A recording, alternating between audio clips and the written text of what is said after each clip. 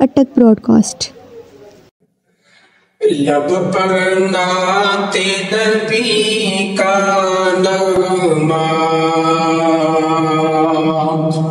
کل بھی تھا اور آج بھی ہے، لب پر نعت نبی کا نغمہ کل بھی تھا اور آج بھی ہے، لب پر نعت نبی کا نغمہ کل بھی تھا اور آج بھی ہے، میرے نبی سے میرا رشتہ کل بھی تھا آج بھی ہے، میرے نبی سے میرا رشتہ کل بھی تھا اور آج بھی ہے،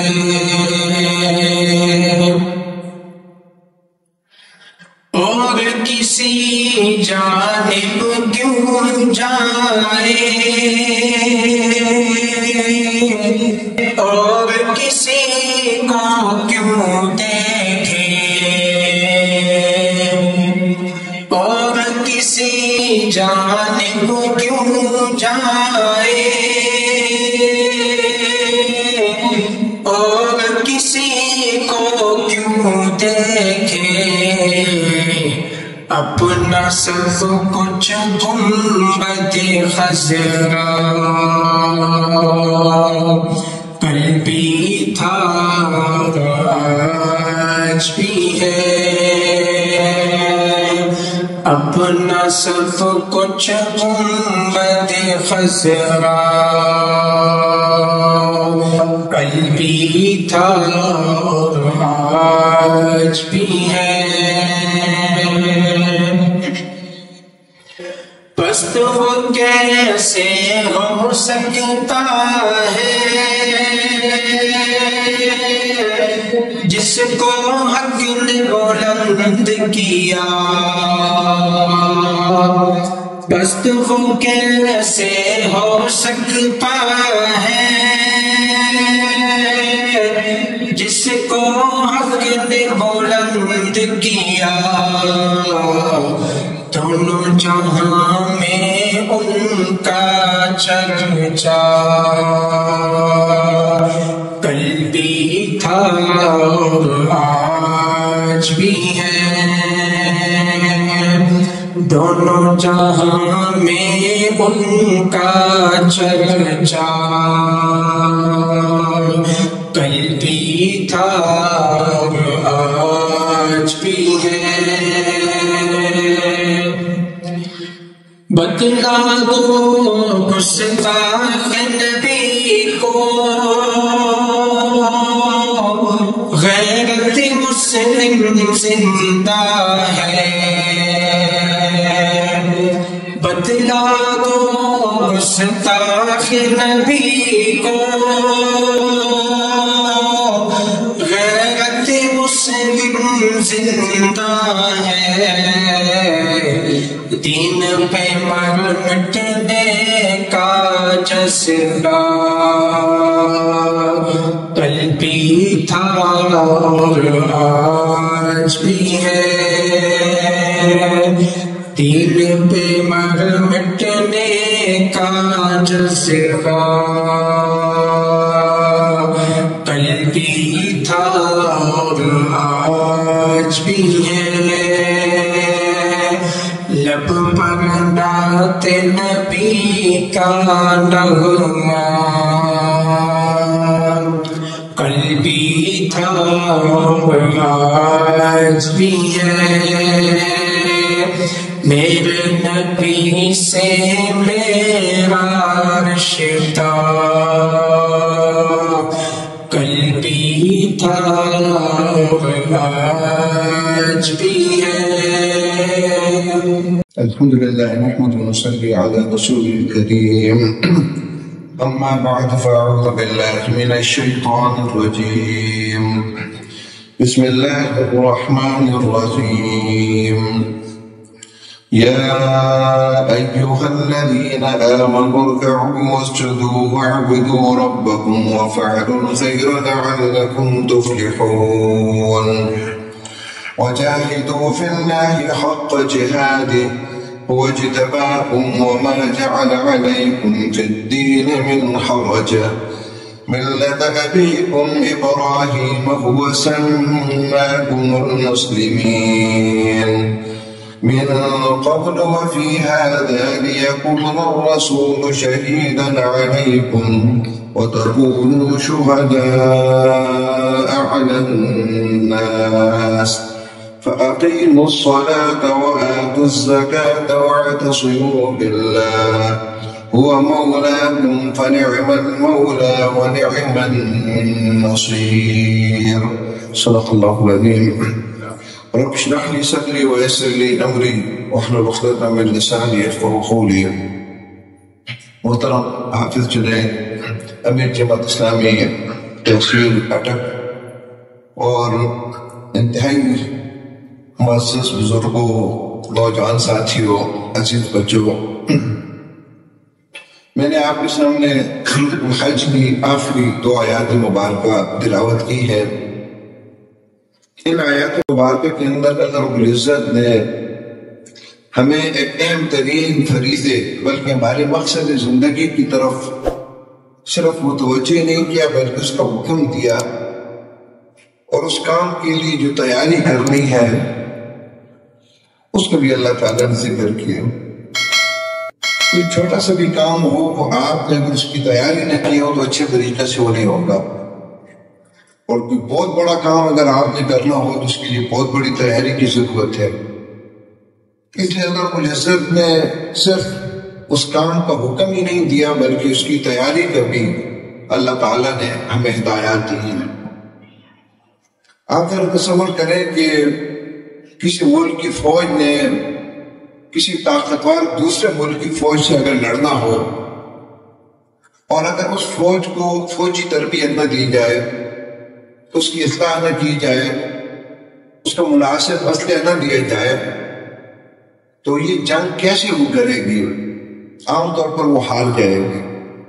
اس لیے اللہ رب العزت نے امت مسلمہ کا جو بڑا مشن ہے جب بیان کیا تو اس کے ساتھ اللہ رب العزت نے اس کے لیے جو تیاری ہے اس کا بھی ذکر کیا، اور یہ جو تیاری ہے یہ ہمیشہ اللہ رب العزت کی سنت رہی ہے۔ جب کسی نبی پر وحی کا مرحلہ شروع ہونا ہوتا ہے تو یہ بھی ایک بہت ہی بڑا مشکل کام ہوتا ہے کہ اللہ رب العزت کا کلام ایک انسانی قلب پر نازل ہو، تو اس کے لیے اللہ تعالیٰ پہلے تیاری کرواتے ہیں۔ نبی اکرم صلی اللہ علیہ وسلم بھی غار حرا کے اندر اسی کی تیاری کرتے رہے۔ حضرت موسیٰ علیہ السلام کو 40 شب و روز کے لیے تورات ملنے سے پہلے کوئی طور پر بلایا گیا۔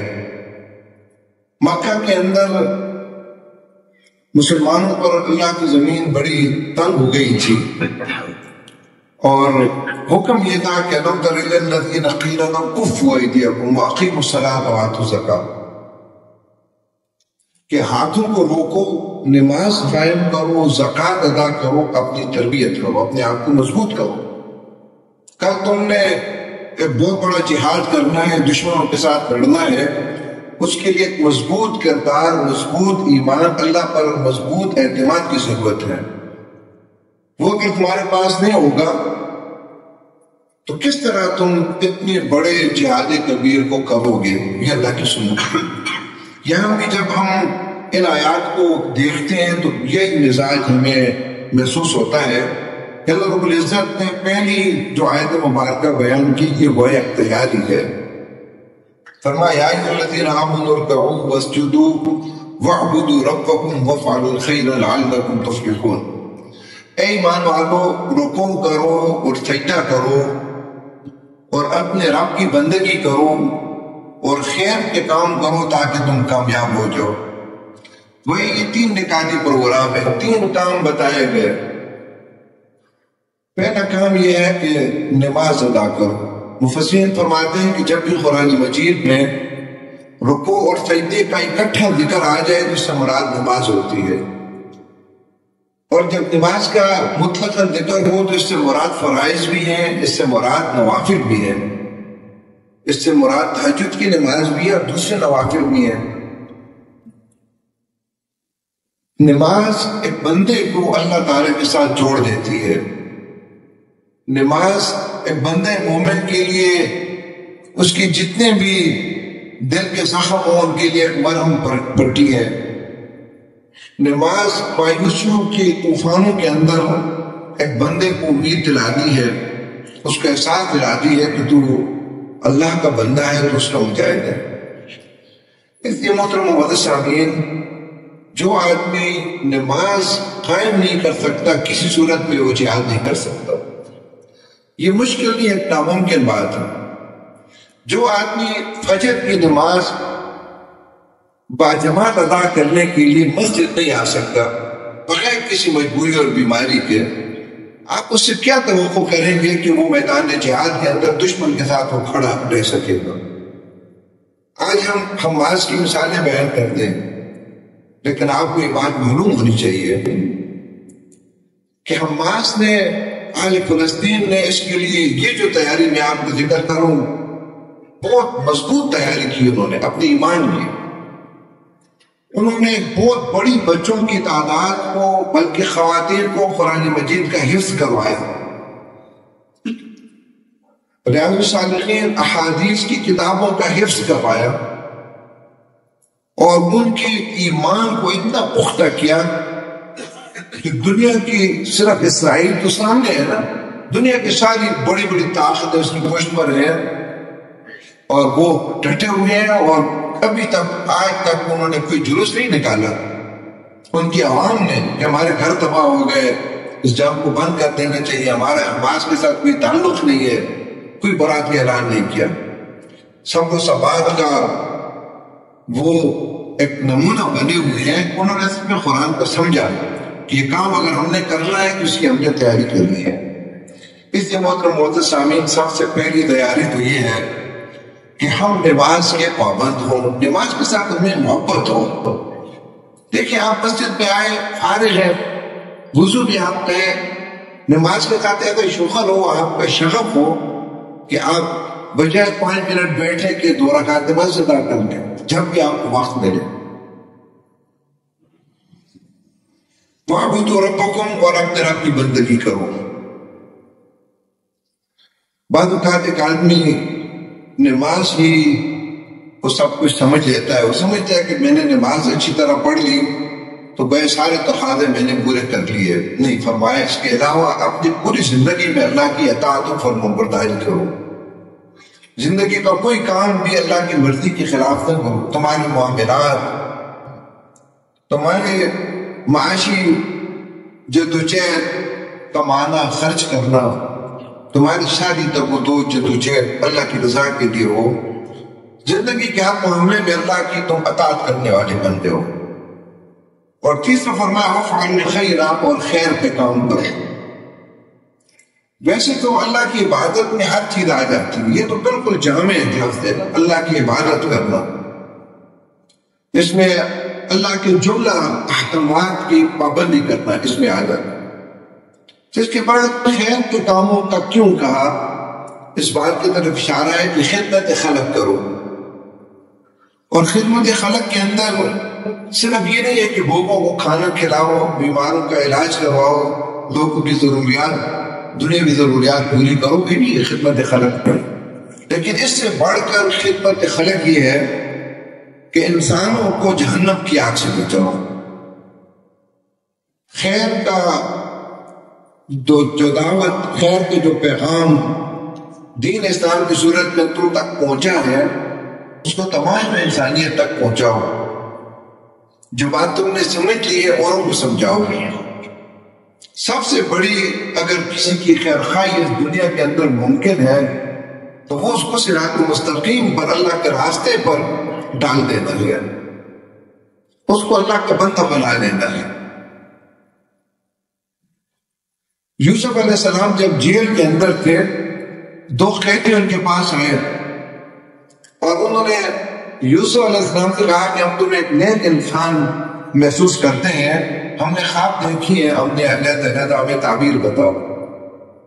تو یوسف علیہ السلام کا جب انہوں نے خواب بیان کیے اور انہوں نے محسوس کیا کہ چونکہ میری شخصیت پر ان کے اچھے اثرات ہیں، اس کے بعد انہوں نے پہلے کہا کہ جلد ہی عنقریب جیل کا کھانا آنے سے پہلے تمہیں میں خواب کی تعبیر بتا دوں گا، لیکن اس سے پہلے اللہ رب العزت کی بندگی کی توحید کی بہترین ان کو دعوت دی، کیونکہ یوسف علیہ السلام سمجھتے تھے کہ خواب کی تعبیر سے بڑی خیر خواہی اور بڑی خدمت ان کو اللہ تعالیٰ کے راستے میں لگا کر ان کو اللہ کا بندہ بنا لیتا ہے۔ فرمایا کہ جو اطاعت فراست تم نے خود اختیار کر لی اپنی زندگی کے اندر اللہ کی بندگی کرتے ہو، نماز تمہاری زندگی میں ایک نمایاں چیز ہے۔ دیکھیں، ایک چیز جو دوسری چیزوں میں شامل ہو اور اس کو علیحدہ ذکر کر دیا جائے تو اس کی اہمیت ہوتی ہے۔ لیکن القدر کے بارے میں فرمایا تنزل الملائکۃ والروح فیہا، اس رات کو فرشتے اور جبریل امین نازل ہوتے ہیں۔ تو جبریل امین بھی تو فرشتہ ہی ہے نا، اللہ تعالیٰ کے کہتے ہیں رات فرشتے نازل ہوتے ہیں، تو جبریل امین تو فرشتوں میں شامل تھا، لیکن جب اس کا علیحدہ ذکر کر لیا اس کا مطلب ہے کہ فرشتوں میں اس کی اہمیت اور فرشتوں سے زیادہ ہے۔ اسی طرح جب اللہ عبادت کا ذکر کرتا ہے اور نماز کا علیحدہ کر لیتا ہے تو اس کا مطلب یہ ہوتا ہے کہ تمام عبادات کے اندر نماز ایک مرکز ہے۔ جس طرح دائرے کے اندر ایک مرکز ہوتا ہے اور دائرہ اس کے گرد ہوتا ہے، تمام عبادات گویا اس مرکز کے گرد ہیں۔ اس لیے عمر رضی اللہ تعالیٰ عنہ جب اپنے گورنر کو روانہ کرتے تھے عاملین کو، تو جو آخری نصیحت ان کو کرتے تھے وہ کہتے تھے کہ نماز کا بہت زیادہ خیال رکھنا، جس نے نماز ضائع کر دی اس نے دوسرے باقی دن کو بھی ضائع کر دیا۔ اس لیے محترم صاحب یہ تیاری ہے ہماری، اللہ تعالیٰ نے ہمیں موقع دیا ہے۔ جہاد کے جو مشکل مراحل ہیں اللہ تعالیٰ نے ابھی ہم پر نہیں ڈالے، اس لیے اللہ کے ساتھ ایک مضبوط تعلق، راتوں اٹھ کر کھڑے ہونا، تہجد کی نماز کا اہتمام، قرآن مجید کو یاد کرنا تاکہ آپ کو اتنے ایسا یاد ہو کہ آپ تہجد کے اندر یا نوافل کے اندر کوئی حصہ پڑھ سکیں۔ یہ زندگی کا اہم حصہ، اپنی زندگی کے اندر باقی معاملات میں بھی اللہ کی اطاعت و فرما برداری اور پھر خدمت خلق، دنیاوی ضروریات بھی پوری کرنا، لیکن اس کے ساتھ بڑی جو خدمت خلق انسانیت کو اللہ کے ساتھ جوڑ کر اللہ کی بندگی کے راستے پر لگا کر، دین حق کے راستے پر لگا کر بڑی خدمت خلق کرنا۔ فرمایا یہ تینوں کام اگر تم کرو گے تو کامیاب ہو جاؤ گے۔ وجاہدوا فی اللہ حق جہادہ، فرمایا کہ اللہ کے راستے میں اس طرح جہاد کرو جس طرح جہاد کرنے کا حق ہے۔ یا اس موقع پر میں اس قتال کے لیے جہاد کا لفظ استعمال نہیں ہوا۔ قتال جہاد کی اقسام میں سے اعلیٰ ترین قسم ہے جو کفار کے ساتھ لڑائی کی صورت میں ہوتی ہے، جس طرح فلسطین میں ہے، لیکن یہاں جہاد سے مراد ہر جد و جہد، ہر کوشش ہے جو اللہ رب العزت کے دین کے راستے میں اس کو سربلند کرنے کے لیے دین کو کی جاتی ہے۔ لیکن جہاد کا یا مجاہد کا لفظ جب استعمال ہوتا ہے تو خود بخود اس کے اندر یہ مفہوم شامل ہے کہ مزاحمت کرنے والی کچھ قوتیں ہیں اور یہ ان کے خلاف سے تجھے، اس کے بغیر یہ مفہوم پورا نہیں ہوتا۔ اگر میں کہوں کہ ایک آدمی رات کو ایک آدمی جو ہے نا وہ لائٹ کے ذریعے روشنی پھیلا رہا تھا تو خود بخود اس میں مفہوم ہوتا ہے کہ اندھیرا تھا تبھی وہ روشنی پھیلا رہا تھا۔ محترم سامعین، مزاحمت کرنے والی قوتوں سے مراد وہ تمام قوتیں ہیں جو ایک بندے کو اللہ رب العزت کی راستے میں اطاعت و فرمانبرداری سے روکتی ہیں، ان کے خلاف جہاد کرنا اور اس طرح کرنا جس طرح جہاد کا حق ہے۔ سب سے بڑی مزاحمت کرنے والی قوت انسان کا نفس ہمارا ہے. اس لیے رسول اللہ صلی اللہ علیہ وسلم ایک جہاد سے قتال سے جب واپس آ رہے تھے، آپ صلی اللہ علیہ وسلم نے اپنے ساتھیوں سے کہا کہ تم ایک چھوٹے جہاد سے بڑے جہاد کی طرف واپس جا رہے ہو. صحابہ کرام رضی اللہ تعالیٰ مجمعین نے بڑی حیرت سے پوچھا کہ یا رسول اللہ صلی اللہ علیہ وسلم وہ بڑا جہاد کیا ہے؟ فرمایا مجاہدۃ العبد ہواہ، ایک بندے کا اپنی خواہشات کے خلاف جہاد کرنا. فرمایا یہ بڑا جہاد ہے، کیونکہ یہ ہم پہلو ہے، یہ ہر وقت کا جہاد ہے. محترم سامعین، جو اپنے نفس کو زیر نہ کر سکا وہ بیرونی طاقتوں کو کس طرح زیر کرے گا؟ اس لیے اپنے نفس کے جہاد کا ہمیشہ جائزہ لیتے رہنا چاہیے کہ میرا اپنے نفس کے ساتھ جو روزانہ کی مارکے برپا ہوتے ہیں. کبھی یہ مارکا کہ دل آرام کو کرتا ہے، نماز کا وقت ہے، نفس کہتا ہے لیٹا ہے. کبھی یہ مارکا کہ موبائل پر بڑی اچھی ویڈیو دیکھ رہا ہے اور کسی ضروری کام کے لیے جانا ہے. کبھی کسی نوجوان کے لیے مارکا کہ بازار میں جا رہا ہے، کسی سامنے ایک بہت بڑی کسی عورت کی تصویر لگی ہے اور دل ہوائے نفس چاہتی ہے کہ ذرا اس کو دیکھ لو، اس کے ساتھ جہاد پر پائے. آپ اگر دیکھیں تو ہر وقت کا یہ جہاد ہے. محترم محمد سامعین، موبائل نے اس جہاد کے اندر ذرا وسعت ڈال دی ہے، حقیقت ہے کہ بہت بڑی وسعت ڈال دی ہے.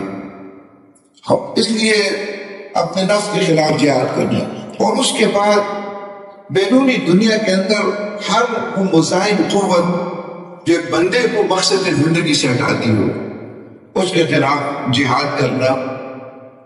اور پھر یہ جہاد ایسا ہو کہ اس کے اندر کوئی سستی نہ ہو، کوئی ذہنی تحفظات نہ ہو، اس کے اندر کوئی دباؤ کے تحت آ کر کام میں سستی نہ آ جائے، کمی نہ آ جائے، مصلحتوں کا آدمی شکار نہ ہو.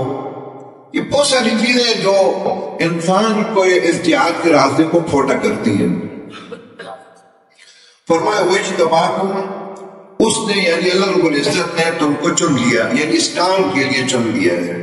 پہلے انبیاء علیہ السلام اس کام کے لیے اللہ تعالیٰ مبعوث کرتا تھا. رسول اللہ صلی اللہ علیہ وسلم کے بعد نبوت کا دروازہ بند کر دیا. اب تمہیں اللہ تعالیٰ نے اس کام کے لیے چن لیا ہے. محترم سامعین، اگر آپ اس جملے پر غور کریں نا تو ایک آدمی کی عجیب کیفیت پیدا ہو جاتی ہے. دیکھیں، ہم دیہاتی ماحول کے اندر رہنے والے ہیں.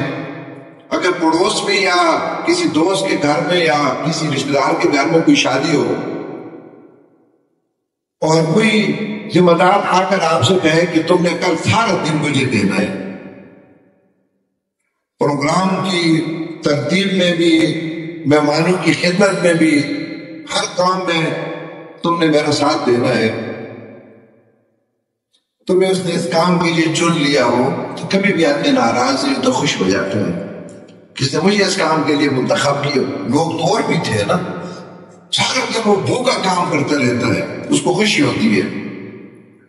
دنیا تو بہت بڑی ہے، لیکن بڑے بڑے ذہین لوگ ہیں، بڑے فتین لوگ ہیں، بڑے باصلاحیت لوگ ہیں، بڑے مالدار لوگ ہیں، بہت بڑے نیک لوگ بھی ہیں اپنی انفرادی زندگیوں کے اندر. ایسی دنیا اس دور میں بھی بستی ہے جن کی رات کا ایک بڑا حصہ اللہ کے سامنے اوزاری میں گزرتا ہے، لیکن جہاد وہ نہیں کرتے. اللہ تعالیٰ نے اس کام کے لیے نہیں چنا. اس کام کے لیے اللہ تعالیٰ نے کچھ لوگوں کو چن لیا ہے کہ وہ جہاد اس زمین کے اندر برپا کر اپنے نفس کے خلاف بھی اور تمام مزاحم قوتوں کے ساتھ بھی. تو اس پر ایک بندے مومن کو بجائے پریشان ہونے کے خوش ہونا چاہیے، اللہ کا شکر بھی ادا کرنا چاہیے، اور اس جہاد کے تقاضوں کو ادا کرنے کے لیے اللہ سے مدد بھی مانگنی چاہیے. وَمَا جَعَلَ عَلَيْكُمْ فِي الدِّينِ مِنْ حَرَجٍ. میں نے ایسے آتے کی آیت پہ غور کیا تو حیران ہوا کہ اللہ کی آیات کے اندر کی تھی اسے تو 10 باتیں اس آیت میں بھی بیان کی گئی. میں نے کنی 10 باتیں. اگلی بات یہ بیان کی کہ اللہ تعالیٰ نے دین میں تم پر کوئی تنگی نہیں رکھی، حرج. بہت ہی آسان دین، فطرت کے مطابق دین ہے. یہ جو کام تمہارے سپرد کیا گیا ہے لگتا مشکل ہے لیکن ہے بڑا آسان، تمہاری فطرت کے مطابق ہے. پھر دیکھیں آپ کوئی ایسا نظریہ، کوئی ایسا نظام زندگی لوگوں کے اندر اس کے لیے آپ اٹھے ہو جو لوگوں کی طبیعتوں سے ٹکراتا ہو، مزاجوں کے خلاف ہو، تو کام ذرا مشکل ہوتا ہے. فطرت انسانی کے مطابق کام ہے، بڑا آسان زندگی کا انتظام ہے، تمہارے پاس بہترین ذرائع ہیں، خود انسان کی فطرت اس سے ٹکراتی نہیں ہے، اس لیے کوئی مشکل کام نہیں ہے، آسان کام ہے.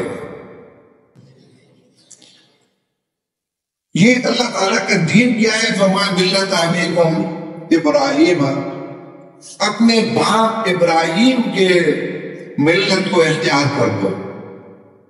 یہ جو تمہیں کام دیا گیا ہے، بات تفسیر کہتے ہیں کہ ابراہیم علیہ السلام کا نام کیوں لیا گیا، حالانکہ تمام انبیاء علیہ السلام کا دین تو ایک ہی ہے جس کو دین اسلام کہا جاتا ہے. تو ملت موسیٰ بھی کہا جا سکتا تھا، نوح علیہ السلام تھے تو اس سے بھی پہلے تھے نا، ملت نوح بھی کہا جا سکتا تھا. لیکن ابراہیم علیہ السلام کا نام کئی حکمتوں کے اللہ نے لیا. ایک تو یہ کہ اس کے اولین مخاطب چونکہ عرب تھے اور وہ ان کی اولاد تھی. دوسرا یہ کہ جتنی ملتیں بعد میں پیدا ہوئی، دین اسلام کو جب بگاڑ دیا گیا تو مسیحیت اور موسویت اور یہ ملتیں قائم ہوئی تو بات کی پیداوار ہے. لیکن بعض نے کہا کہ اللہ نے اس بات کی طرف اشارہ کیا کہ ابراہیم علیہ السلام کی زندگی کا مطالعہ کرو، کہ جب اسے کہا اللہ تعالیٰ نے اسلم، اطاعت اختیار کر، اس نے کہا اسلمت لرب العالمین، میں نے رب العالمین کے لیے اطاعت اختیار کر لی. پھر ذرا دیکھو کہ کتنی قربانیاں انہوں نے دی، وطن سے نکالے گئے، آگ میں ڈالے گئے، پھر آخر میں اپنے بیٹے کو ذبح کرنے کا حکم ہوا. جو بھی ہوا بس اللہ تعالیٰ کے حکم کے سامنے انہوں نے سر جھکا دیا، اور اللہ رب العزت کے راستے میں انہوں نے ایثار قربانی کا ایک نمونہ ایسا بیان کیا کہ اللہ تعالیٰ نے قرآن میں کہا لقد کان لکم فی اسوۃ حسنہ، تمہارے لیے تو ان لوگوں کی ابراہیم علیہ السلام اس کے پیروکاروں کی زندگی میں نمونہ ہے. جب آپ نے مکہ پر حملہ کرنے کا پروگرام بنا لیا اور آپ اس کو خفیہ رکھتے تھے تاکہ کسی کو پتہ نہ ہو، تو حاطب بن ابی بلتع رضی اللہ تعالیٰ عنہ 32 صحابی تھے. لیکن انسان تھے، انہوں نے سوچا کہ مکہ کے اندر میرے بیوی بچے ہیں اور میرا کوئی خاندان نہیں ہے، تو کیوں نہ میں ان پر کفار پر ایک احسان کر لوں اور اس کے بدلے میں ممکن ہے میرے بیوی بچوں کو کچھ نہ دیں. تو انہوں نے خط لکھا اور کفار کو خط میں بتایا کہ رسول اللہ صلی اللہ علیہ وسلم مکہ پر حملہ کرنے والے ہیں. آپ کو وہی کے ذریعے بتایا کہ آپ نے آدمی بھیجے، خط پکڑا گیا. حاتم بن ابی بلتع نے اپنی معذرت رکھ لی کہ میں دین کے بارے میں بالکل مخلص ہوں، اسباب کی دنیا میں میں نے یہ کام کر لیا. اللہ تعالیٰ نے وہ سخت گرفت کی اور وہاں فرمایا کہ تمہارے لیے تو ابراہیم علیہ السلام کی زندگی میں نمونہ تھا کہ جن لوگوں نے اور ان کے پیروکاروں نے اپنی قوم سے کہا کہ ہم تمہارا انکار کرتے ہیں، ہمارے اور تمہارے درمیان بغض اور دشمنی ہے جب تک تم ایک اللہ پر ایمان لانے والے نہیں. فرمایا بندے مومن کو ایسا ہونا چاہیے نا کہ کفار کے ساتھ وہ تعاون کرے. تو ابراہیم علیہ السلام کی ملت کو اس کی بیان کیا کہ یہ راستہ بہت بڑی قربانیوں کا راستہ ہے، جہاد کا راستہ، اس کے لیے بڑی بڑی قربانیاں پیش آ سکتی ہیں. تو ابراہیم علیہ السلام کا اسوہ اپنے سامنے تم رکھو. وَسَمَّاكُمُ الْمُسْلِمِينَ، اس نے تمہارا نام مسلمان رکھا، من قبل وفی هذا، اس سے پہلے بھی اور اس قرآن مجید میں بھی. وہ سے مراد ابراہیم علیہ السلام بھی ہو سکتے ہیں، وہ سے مراد اللہ رب العزت بھی ہے. دونوں بات ٹھیک ہے. اللہ نے تمہارا نام رکھا اس قرآن مجید میں بھی اور اس سے پہلے بھی. اور یا ابراہیم علیہ السلام نے تمہارا نام رکھا تھا مسلمان، ربنا وجعلنا مسلمین لک ومن ذریتنا امۃ مسلمۃ لک. تو یہی نام تمہاری پہچان ہے، اور اس نام کا مطلب یہ ہے کہ تم اللہ کے ہر حکم کے سامنے اپنے سر کو تسلیم کرنے والے ہو، تسلیم خم کرنے والے ہو. مسلمان کا مطلب یہ ہے کہ اللہ کے حکم کے مقابلے میں اس کی کوئی دلیل، اس کا کوئی نظریہ، اس کی کوئی تمنا، اس کی کوئی آرزو، اس کی کوئی حیثیت نہ ہو، نہ کسی اور آدمی کی حیثیت ہو، بس اللہ کا حکم آ گیا، اس کے سامنے اپنے آپ کو جھکا دیا۔ لِيَكُونَ الرَّسُولُ شَهِيدًا عَلَيْكُمْ وَتَكُونُوا شُهَدَاءَ عَلَى النَّاسِ، تاکہ رسول صلی اللہ علیہ وسلم تم پر گواہ ہو اور تم لوگوں پر گواہ ہو۔ محترم معزز سامعین، رسول اللہ صلی اللہ علیہ وسلم کو بھی اور تمام انبیاء علیہ السلام کو اللہ رب العزت نے جب مبعوث کیا تو وہ گویا لوگوں پر گواہ تھے۔ کس چیز کے گواہ تھے؟ اس بات کے گواہ تھے کہ اللہ نے ہمیں جو دین دیا ہے اور اللہ نے ہمیں جو کتاب دی ہے، یہاں پر جو وہی نازل ہوتی ہے وہ برحق ہے، اس میں انسانیت کا دنیا اور آخرت دونوں کا فائدہ ہے۔ کامیابی صرف اس میں ہے، اس بات کو ثابت کرنا، زبان کے ذریعے سے بھی، عمل کے ذریعے سے۔ اس لیے انبیاء علیہ السلام نے صرف زبانی سے گواہی نہیں دی بلکہ عمل کے ذریعے سے بھی گواہی دی، اور اگر عمل سے گواہی نہ ہو اور زبان سے گواہی ہو تو بعض اوقات اس گواہی کا اثر الٹا پڑتا ہے۔ ایک مثال کے ذریعے سے میں بات سمجھاتا ہوں کہ ایک حکیم، کوئی بھی حکیم ہو، وہ زبان سے، تحریر سے اس بات کو ثابت کرتا ہو کہ میرا طریقہ علاج یہ سب سے بہتر ہے، اور وہ حکیم یا اس کے خاندان کا کوئی آدمی بیمار ہو اور وہ ایلوپیتھک ڈاکٹر کے پاس جا کر علاج کروا رہا ہو تو لوگ اس کی بات پر متاثر نہیں ہوں گے بلکہ کہیں گے کہ جھوٹا انسان ہے۔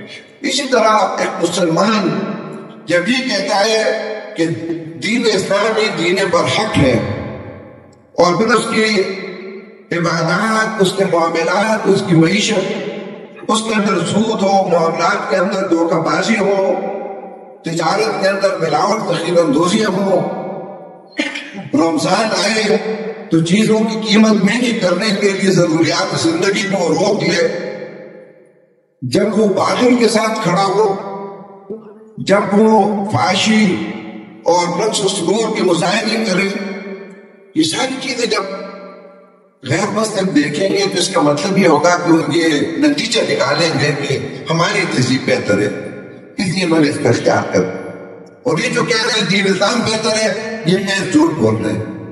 دیکھیں لوگ تو عقل کی بنیاد پر لیتے ہیں، اس لیے انبیاء علیہ السلام کی ذمہ داری نہیں ہے کہ دنیا کے اندر انہوں نے حق کی گواہی دینی۔ حق سے مراد ہے دین حق، وہ نظام زندگی جو اللہ رب العزت نے ان کو وحی کے ذریعے سے دیا ہے، ان عقائد کو، ان افکار کو، ان اعمال کو، اس کی تمام جزیات کو لوگوں کے سامنے دلیل سے یہ ثابت کرنا کہ یہ ٹھیک ہے، یہ غلط۔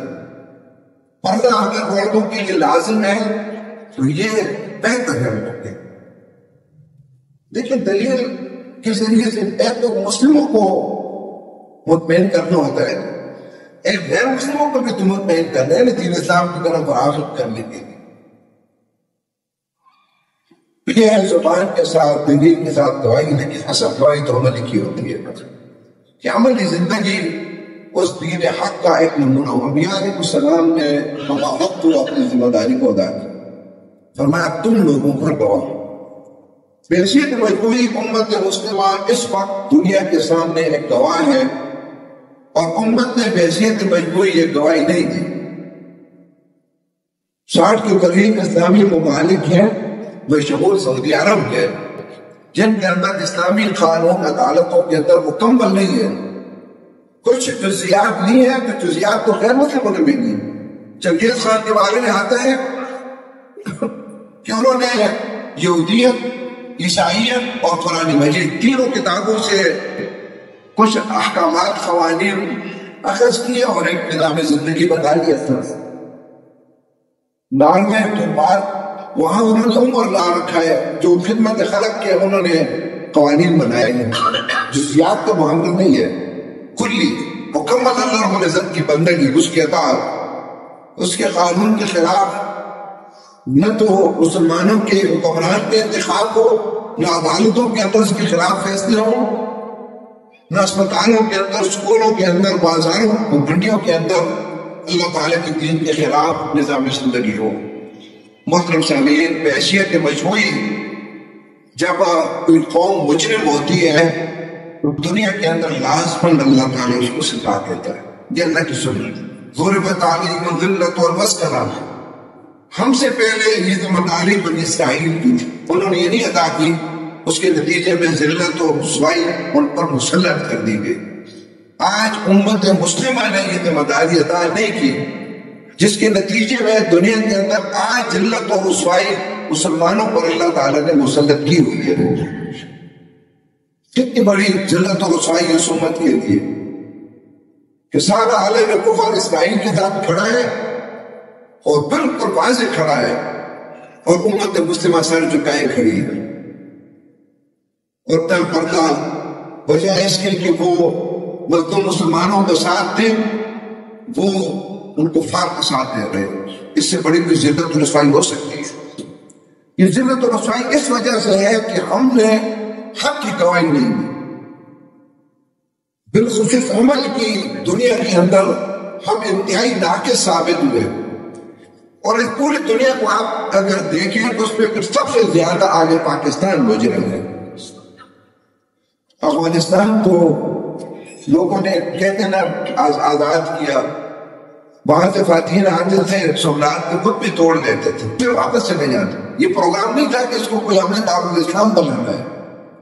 یہ صرف پاکستان مدینہ کے بعد پہلا ملک ہے تاریخ کے اندر جس کو خالصتاً ہم نے اس لیے بنایا تھا کہ یہاں ہم اللہ رب العزت کے دین کے مطابق مکمل نظام بنا کر دنیا کے سامنے ہم گواہی دیں گے کہ اگر معیشت ہے تو اسلامی معیشت، اگر سیاست ہے تو اسلامی سیاست ہے، اگر عدالت ہے تو اسلامی عدالت ہے. یہ آج ہمارے اسلاف نے کیا تھا. آج ہمارے آج کے دانشور چاہے جتنے جو ہے نا دلائل دیں، لیکن پاکستان کا مطلب کیا، لا الہ الا اللہ تواتر کے ساتھ یہ نعرہ اگلی نسل تک پہنچ رہا ہے. اس کو نہیں مٹا سکتے. اس کے محترم سامعین، جرم جتنا زیادہ ہونا سزا بھی اتنی زیادہ ہوتی ہے. لیکن یہ بات ذہن میں رہے، جب قیامت کے دن ہوگا، حشر کا میدان ہوگا، وہاں پھر ہم انفرادی طور پر اپنی ذمہ داری کے جواب دیں. تو ہم کہتے پوری امت یہ ایسی ہے، یہ ہے کوئی. وہاں کہا جائے کہ عبدالرحمن تم نے کیا کیا، عبداللہ تم نے کیا کیا. تم زندگی کے اندر اللہ تعالیٰ نے تمہیں ایک بڑے کام کے لیے منتخب کر لیا تھا. وہ ذات جس نے اگر ان آیات کو آپ پہلے پڑھے نا تو پہلے اللہ نے اپنا تعارف کروایا کہ کس دن، کس اللہ کے دن کی جدوجہد کے لیے تمہیں چھپا چلا ہے. ما قدر اللہ حق قدری ان اللہ لقوی عزیز. فرمایا اس کی قدر تو لوگوں نے پہچانی نہیں، اس کی عظمت کا تو لوگوں نے محسوس ہی نہیں کیا. اس میں وہ تو کبھی ہے، عزیز ہے، غالب ہے. وہ تو کن کرے تو ساری کائنات کو وجود ہی ختم ہو جائے. وہ کن کرے تو نئی کائنات وجود میں آ جائے. وہ کن کرے تو پوری خطے زمین پر ایک ایسی جگہ نہ ہو جہاں رب العزت کا دین غالب نہ ہو. لیکن اس نے ایک پروگرام بنا لیا، اس کو حکمت کا منصوبہ ہے کہ اس نے تم کو اس کام کے لیے چن لیا ہے. وہ خود تو کر سکتا ہے. اب اتنا بڑا مقصد عظیم لے کر ایک امت مسلمہ کا فرد عبداللہ، عبدالرحمن، عبدالکریم، عبدالرحیم آئے اس دنیا کے اندر، اور وہ اس سوچ میں پڑ گئے کہ میرے پڑوسی نے دنیا مکان بنا لیا، میرے کیوں نہیں چاہیے. فلاں نے تو دکان ڈال دی، میری کیوں نہیں چاہیے. فلاں کی جو ہے نا تو اتنی آمدن ہے، میری کیوں نہیں چاہیے. بس اس زمین کے معاملات میں معیاری زندگی کو بلند کرتے رہے، اور اپنا اصل مشن جو تھا اس کی طرف اس کو توجہ کا موقع ہی نہ ملا. اس کے لیے اس کی دولت میں سے کچھ حصہ ہی نہ بچا، اس کے اوقات میں سے کوئی وقت ہی اسے نہ ملا کہ وہ ان مصروفیات کے اندر الجھ گیا ہے. اس لیے محترم سامعین، آخرت میں معاملہ انفرادی ہوگا. میں نے اور آپ نے اکیلے اللہ کے سامنے جانا ہے. یہ دلائل نہیں ہوتے کہ میں تو کرنا چاہتا تھا لیکن وہ نہیں کر رہا تھا. وہ سوچ ختم ہو جائے گا. ناامید کی بات ہوگی. اس حیثیت میں نہیں ہوگا کہ آپ کہیں گے ہم تو چاہتے تھے ہم کے شیر کمزور تھے، سست تھے. میں تو چاہتا تھا بیوی بچے رکاوٹ بن کے، کوئی نہیں. اکیلا ایک آدمی سے بات درست ہوگی. اور حدیث میں بڑا سخت منظر بیان کیا گیا ہے. آپ صلی اللہ علیہ وسلم نے فرمایا کہ جب بندہ اللہ کے سامنے پیش ہوگا دائیں دیکھے گا تو اپنے اعمال ہی نظر رہیں گے، بائیں دیکھے گا تو اپنے اعمال ہی نظر رہیں گے، سامنے دیکھے گا تو جہنم کے سیاہ شعلے بھڑک رہے ہوں گے۔ اس منظر کے اندر اللہ تعالیٰ ہم سے پوچھے گا۔ اس لیے تو اللہ نے کہا کہ سورہ مطففین کے اندر کہ زندگی کے اندر بگاڑ کیوں پیدا ہوتا ہے؟ جب ایک بندہ اللہ کے سامنے کھڑے ہونے کا خوف اس کے دل سے نکل جاتا ہے تو پھر معاملات تباہ ہو جاتے ہیں، پھر اخلاق بگڑ جاتے ہیں، پھر سارا زندگی کے طور طریقے بگاڑ کا شکار ہو جاتے ہیں، معیارات کی زندگی پھر تبدیل ہو جاتے ہیں، ترجیحات بدل جاتی ہیں۔ یوم یقوم الناس لرب العالمین، جب لوگ اللہ کے سامنے کھڑے ہوں گے۔ اس لیے محترم سامعین، بس اپنا جائزہ لینا چاہیے۔ بل الانسان علی نفسہ بصیرہ، ہر انسان اپنے آپ کو خوب جاننے والا ہے۔ وَلَوْ أَلْقَىٰ مَعَاذِيرًا، اگر جبانے پیش کرتا ہے۔ اجتماع کے اندر کون کہتے ہیں کہ یہ مسائل میں اس یہ کام نہ کر سکا، لیکن فرمایا یہ بہانے ہوتے ہیں، انسان اپنے آپ کو خوب اندر سے جان رہا ہوتا ہے۔ بس اپنے من کی دنیا کے اندر ڈوب کر اپنا جائزہ اگر ہم لیں گے تو انشاءاللہ ساری کمزوریاں دور ہوں گی۔ محترم سامعین، جب بڑے مشن کی بات ہوتی ہے نا تو پھر عام زندگی کے چھوٹے چھوٹے کام پھر آدمی بھول جاتا ہے، اللہ تو نفسیات جانتا ہے۔ اس لیے آخر میں پھر فرمایا وَأَقِيمُوا الصَّلَاةَ وَآتُوا الزَّكَاةَ وَاعْتَصِمُوا بِاللَّهِ، نماز قائم کرو، زکوٰۃ ادا کرو۔ وَاعْتَصِمُوا بِاللَّهِ تو عجیب جملہ ہے، اس کا معنی ہے کہ اللہ کے ساتھ چمٹ جاؤ، اس کا معنی اللہ کے ساتھ وابستہ ہو جاؤ۔ اس معنی آپ یہ نہیں کر سکتے اللہ تعالیٰ کے دامن کو مضبوطی کے ساتھ پکڑ، یعنی اللہ کے ساتھ تمہارے عجیب و غریب ایسا تعلق ہو جس کی کیفیت کو تم محسوس کرتے ہو۔ جب کسی سے محبت ہوتی ہے نا تو آدمی اس کو محسوس کرتا ہے۔ وہ عقیل محمد خان مومن نے ایک شعر کہا ہے تو اس کو اس معنی میں لیتے ہیں کہ تم میرے پاس ہوتے ہو گویا جب کوئی دوسرا نہیں ہوگا۔ اللہ تعالیٰ آپ کی یاد ایسی بچی بسی ہوگا کہ جب اپنے پاس نہ ہو تو رب العزت کے ساتھ وہ لگ جائے۔ فَإِذَا فَرَغْتَ فَانْصَبْ، جب تو مصروفیات سے فارغ ہو جائے تو اللہ کے ساتھ تو جڑ جاؤ۔ محترم سامعین، ایک ایسا اللہ کے ساتھ مضبوط تعلق کہ آدمی رہنمائی لے، ہدایات لے تو اللہ سے، اللہ تعالیٰ قانون لے تو اللہ تعالیٰ سے لے، اگر خوف ہو تو اللہ کا، امیدیں وابستہ ہو تو اللہ کا، اعتماد ہو تو اللہ کا، یہ اللہ کے ساتھ چمٹ جانا، اللہ کے ساتھ مضبوط تعلق۔ اس کے لیے نماز ضروری ہے، عبادات بھی، لیکن ہر وقت کا یہ ایک محسوس تعلق۔ اب مجھے نہیں پتا آپ کا اور نہ آپ کو میرے بارے میں علم ہے کہ اللہ کے ساتھ ہمارا کوئی محسوس تعلق ہے۔ فرمایا کہ آئی میں اللہ یاد آئے اور آنکھوں سے آنسو بہہ نکلے۔ ذرا آپ سوچے کبھی ایسا ہوا اللہ یاد آئے اور آنسو بہہ جائیں، کوئی کبھی تمنا ہو کہ اللہ کے ساتھ ملاقات ہو؟ یہ مضبوط تعلق کیسے ہوگا؟ امام احمد بن حنبل رحمۃ اللہ علیہ نے ایک دفعہ خواب میں اللہ کے ساتھ ملاقات کر دی تو اللہ والے تھے، اللہ تعالیٰ سے پوچھا اے اللہ کس طرح میں تیرا قرب حاصل کروں؟ تو فرمایا احمد کتاب اللہ کے ذریعے، قرآن کے ذریعے، جتنا قرآن کے ساتھ کوئی جڑے گا، محبت کرے گا، تلاوت کرے گا، سمجھے گا، اس کو اوڑھنا بچھونا بنا لے گا تو اللہ کے ساتھ اس کو مضبوط تعلق قائم ہو جائے گا۔ اور مثلا اس مضبوط تعلق کے بغیر اللہ تعالیٰ کے راستے میں جس طرح جہاد کرنے کا حق ہے وہ نہیں ہو سکتا، کسی صورت میں نہیں ہو سکتا۔ اس لیے اللہ تعالیٰ نے شروع میں بھی اور آخر میں بھی اس کی طرف متوجہ کیا۔ اللہ رب العزت مجھے اور آپ کو توفیق عطا فرمائے۔ وآخر دعوانا الحمد للہ رب العالمین۔